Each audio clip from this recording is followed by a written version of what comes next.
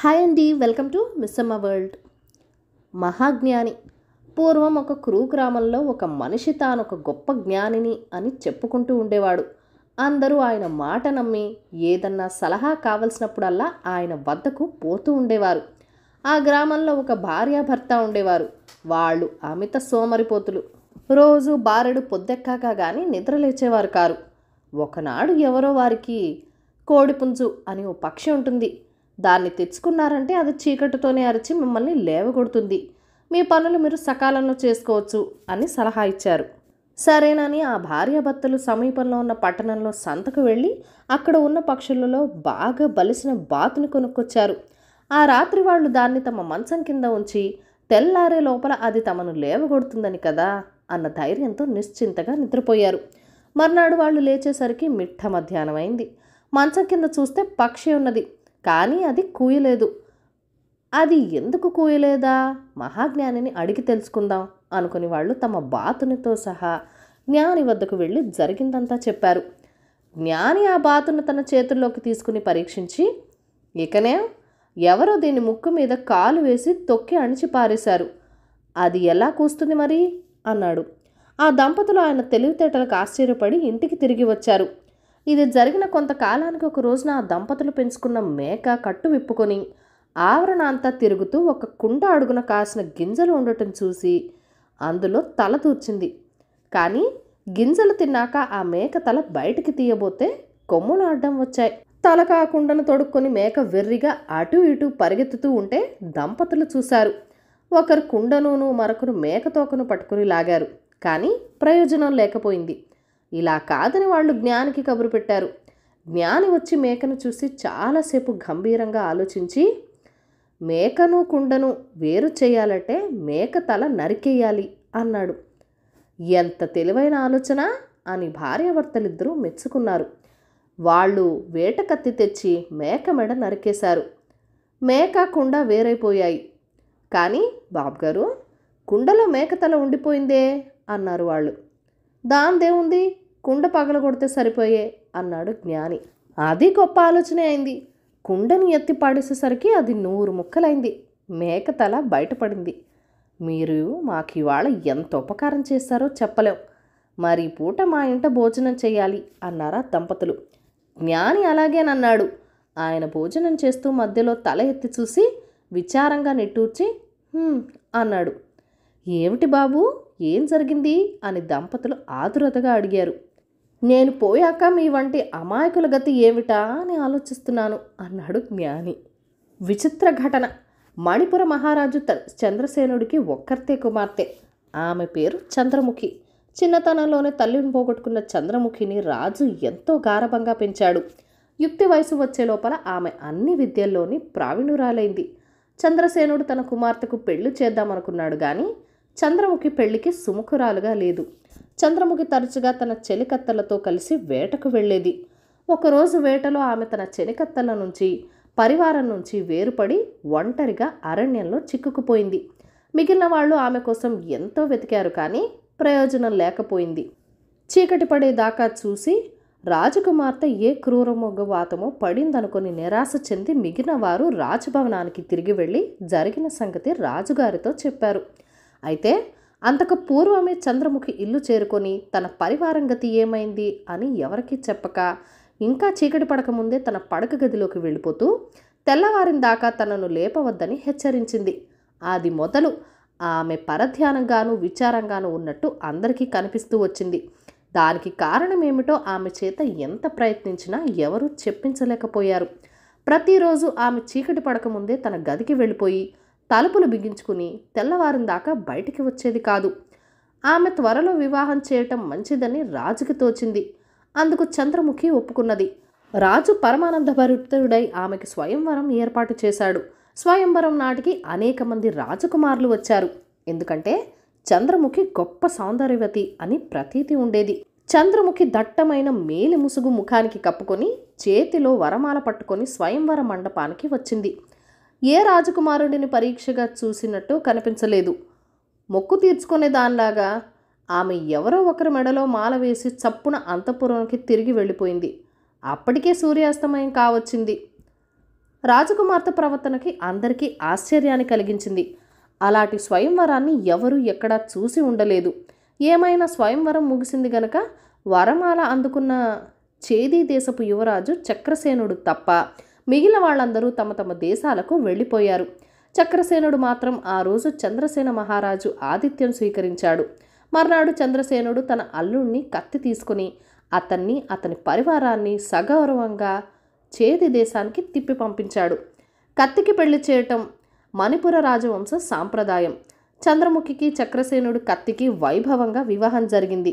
వివాహం జరిగిన చంద్రముఖి ప్రవర్తనలో మార్పేమీ కనిపించలేదు. ఒక నెల రోజులు కుమార్తెను తన వద్దనే ఉంచుకొని ఒక శుభముహూర్తాన కట్న కానుకలతో చంద్రసేన మహారాజు ఆమె సపరివారంగా అత్తవారింటికి పంపాడు. చంద్రముఖి వచ్చిన రోజు చేది నగరంలో గొప్పగా వేడుకలు జరిగాయి. ఆ రాత్రి వధూవరులు శోభనం ఏర్పాటైంది. చంద్రముఖి సూర్యాస్తమయం కాకుండానే భోజనం చేసి శయన గృహానికి చెలికత్తెల వెంట వెళ్ళి చీకటి పడేలోపుగా తన చెలికత్తెలందరినీ పంపేసి తాను గదిలో ఒంటరిగా మిగిలిపోయింది. పెళ్లి కొడుకైన చక్రసేనుడు రాత్రి కొంత పొద్దుపోయి శయన గృహానికి వెళ్ళాడు. కానీ అక్కడ ఎవ్వరూ లేరు. తన భార్య గొప్ప అందగత్తె అని విన్నాడే కానీ చక్రసేనుడు ఇంతదాకా ఆమె ముఖం చూసి ఎరగడు. ఆమె కనిపించకపోయేసరికి అతనికి ఆశాభంగమైంది. అతను తన భార్యను గురించి అందరినీ అడిగాడు. ఆమె ఏమైపోయిందనేది ఎవరికీ తెలీదు. రాజభవనం అంతా వెతికారు కానీ ఆమె జాడ కనిపించలేదు. చక్రసేనుడు ఆ రాత్రికి రాత్రే తన భార్యను వెతుకుతూ గుర్రం మీద బయలుదేరాడు. అతను నగరం దాటగానే నడిచిపోతూ ఒక ముసల్ది గుడ్డి వెన్నెలలో కనిపించింది. అతను ఆమెను చేరుకొని, అవ్వా, ఈ దారి వెంట వయసులో ఉన్న ఒక స్త్రీ ఎవరైనా వెళ్ళటం చూసావా అని అడిగాడు. ముసల్ది ఏదో కొనుక్కొని, ఎవరు నాయనా నువ్వు, ఏమిటి కథ అని అతన్ని అడిగింది. చక్రసేనుడు ముసల్దానికి జరిగిందంతా చెప్పాడు. ఆ మనిషి అయి ఉంటుంది నాయనా, కొంతసేపటి కిందట ఇటుగా పరిగెత్తుకుంటూ వెళ్ళింది. ఎంత ఘోరం, నన్ను కూడా గుర్రం మీద ఎక్కించుకున్నావంటే ఇద్దరము కలిసి వెతుకుదాం అన్నది ముసల్ది. ఇద్దరు గుర్రం మీద చాలాసేపు ఆ ప్రాంతాల గల దారులన్నీ తిరిగారు. కానీ చంద్రముఖి జాడలేదు. నాయనా, చాలా దూరం తిరిగాం, ఇక జాము కల్లా తెల్లవారిపోతుంది, ఈ చెట్టు కింద కాస్త విశ్రమించేద్దాం అన్నది ముసల్ది. అప్పటికి గుడ్డి వెన్నెల కూడా పోయి కటిక చీకటి ఆవరించటం చేత చక్రసేనుడు ఆమె సలహా పాటించి ఒక చెట్టు కింద పడుకొని వెంటనే నిద్రపోయాడు. మర్నాడు ఎండ ముఖం మీద పడ్డాక గాని అతనికి మెలకు రాలేదు. అతను నిద్రలేస్తూనే అవ్వ కోసం చూశాడు. కానీ ఆమె ఏటో వెళ్ళినట్టుంది. అతనికి కొంత దూరంలో ఒక సెలయేరు, దాని పక్కన ఒక గుడిసె కనిపించాయి. ఆ గుడిసె బయట ఎవరో స్త్రీ నిలబడి ఉన్నది. చక్రసేనుడు వెళ్ళి చూస్తే ఆమె అవ్వ కాదు. ఆమె మంచి వయసులో ఉండి చూడటానికి ఎంతో అందంగా ఉంది. ఆమె ధరించిన బట్టలు అవ్వ ధరించినవిలాగే ఉన్నాయి. ఎవరు నువ్వు, నీకిక్కడ అవ్వ ఎవరన్నా కనిపించిందా అని చక్రసేనుడు ఆ పిల్లని అడిగాడు. నా పేరు చంప, ఆ అవ్వ మా అవ్వే అయి ఉంటుంది. మా అవ్వ మంత్రగత్తె, ఏ మూలికలో తీసుకురావటానికి వెళ్ళి ఉంటుంది. మేమిద్దరము ఈ గుడిసెలోనే ఉంటున్నాం అన్నది ఆ పిల్ల. చక్రసేనుడికి ఆ పిల్లను వదిలి వెళ్ళబుద్ధి కాలేదు. ఆమె మీద అతనికి అంతులేని మోహం పుట్టుకొచ్చింది.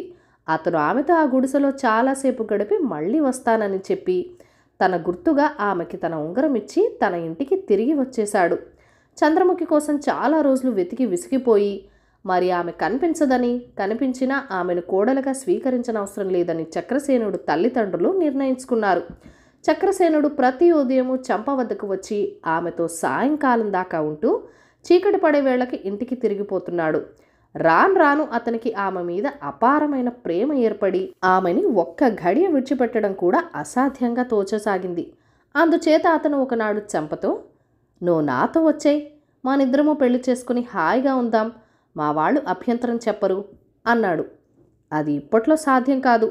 మా అవ్వ నన్ను వదిలే రోజు వస్తుంది, అప్పుడు నేను తప్పక మీ ఇంటికి వస్తాను. మనకు గాంధర్వ వివాహం కాని అయింది కదా, కొద్ది కాలం ఓపిక పట్టండి అన్నది చంప. ఆమె గర్భవతి అయి నెలలు నిండసాగాయి.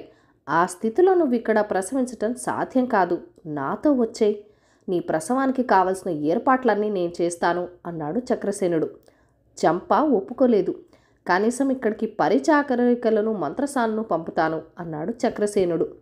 చంప అందుకు కూడా ఒప్పుకోక, ఎవరిని తీసుకురావద్దు, మా అవ్వ 1000 మంది మంత్రసానులకు సమానం, నా ప్రసవం గురించి మీకు ఏ భయం వద్దు అన్నది. చక్రసేనుడు రోజు వచ్చి చంపను చూసిపోతూ ఉన్నాడు. ఒకనాడు అతనికి తన ఇంట నిద్ర పట్టలేదు.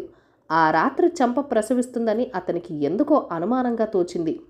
ప్రసవ సమయంలో తన దగ్గర ఉండాలనిపించింది. అందుచేత అతను చంద్రముఖి ఇష్టసఖి అయిన మాలతి అనే ఆమెను వెంట పెట్టుకొని భవనంలోకి ఎవరికీ చెప్పకుండా ఎంతో రహస్యంగా బయలుదేరి చంప ఉండే గుడిసెకు చేరుకున్నాడు. గుడిసెలో నుంచి ప్రసవ వేదన వినిపిస్తున్నది. చక్రసేనుడు బయటనే ఉండి మాలతిని లోపలికి వెళ్ళి సహాయపడమన్నాడు. మాలతి లోపలికి వెళ్తూనే కెవ్వున అరిచి బయటికొచ్చింది. లోపల ఏదో దారుణం జరిగిందనుకుని చక్రసేనుడు తానే లోపలికి వెళ్ళి అక్కడ దృశ్యం చూసి కొయ్యబారిపోయాడు. లోపల ప్రసవ వేదన పడుతున్న మనిషి చంప కాదు, అవ్వ. చక్రసేనుడికి తల తిరిగిపోయింది. అతను, అవ్వా, నీకీ దుస్థితి ఎలా కలిగింది? చంప ఎక్కడా అన్నాడు. అవ్వ బాధతోనే, ముందు నాకు సహాయం కావాలి, మాలతిని రమ్మనండి అని మూల్గింది. చేసేది లేక చక్రసేనుడు బయటికి వచ్చి మాలతిని లోపలికి పంపాడు. అవ్వకు మాలతి పేరు ఎలా తెలుసన్న అనుమానం కూడా అతనికి రాలేదు. మాలతి లోపలికి వచ్చిన మరుక్షణంలోనే అవ్వ పండు లాంటి మగపిల్లవాణ్ణి కని ముసలి రూపం పోగొట్టుకున్నది. చంద్రముఖి, నువ్వా అని మాలతి అరవటం బయట ఉన్న చక్రసేనుడికి వినబడింది. అతను లోపలికి వెళ్ళి చంపను పిల్లాన్ని చూశాడు. చంప, నువ్వే నా ప్రసవించింది, ఆ ముసల్ది ఏమైంది అన్నాడు చక్రసేనుడు. నేనే ఆ ముసల్దాన్ని, నేనే చంద్రముఖిని కూడా. తెలియక ఒక పాపం చేసి శాపం పొంది పడరాని పాట్లు పడ్డాను. ఈ బిడ్డ కలగడంతో నా శాపం తీరిపోయింది అంటూ చంద్రముఖి జరిగిన సంగతి ఇలా చెప్పింది.